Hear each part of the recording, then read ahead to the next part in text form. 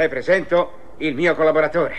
Dov'è? Qui, il computer. Ah, lui! Il sì. computer! Che carino! Non l'avevo mai visto! Permette, No! posso... Aspetti! È uno strumento delicatissimo. Alta tecnologia.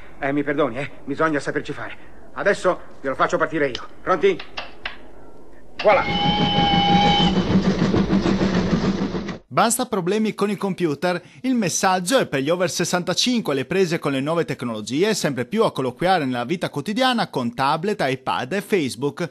Proprio a loro l'Istituto Scolastico dello Stringer e il Comprensivo di Tavagnaco riapre le porte per dei corsi speciali in cui a fare da professori saranno gli alunni. Impareranno come si usa il web, come può essere utilizzato il web per accedere a servizi della pubblica amministrazione. Una ventina i posti disponibili, bruciati in un sol giorno, solo dopo l'annuncio su un quotidiano locale. La prima lezione scatterà mercoledì 30. La prima lezione sarà un po' una sperimentazione, si svolgerà presso i laboratori tecnologici dell'Istituto Stringer per i settori commerciali. A confronto due generazioni diverse, una missione sociale. Favoriamo non solo un'osmosi, ma un'esercitazione di quello che è il rapporto umano, di un linguaggio adeguato, la pazienza. I ragazzi insegneranno alcuni elementi, ma l'esperienza di una persona adulta già formata sicuramente trasmetterà ai ragazzi tante altre cose.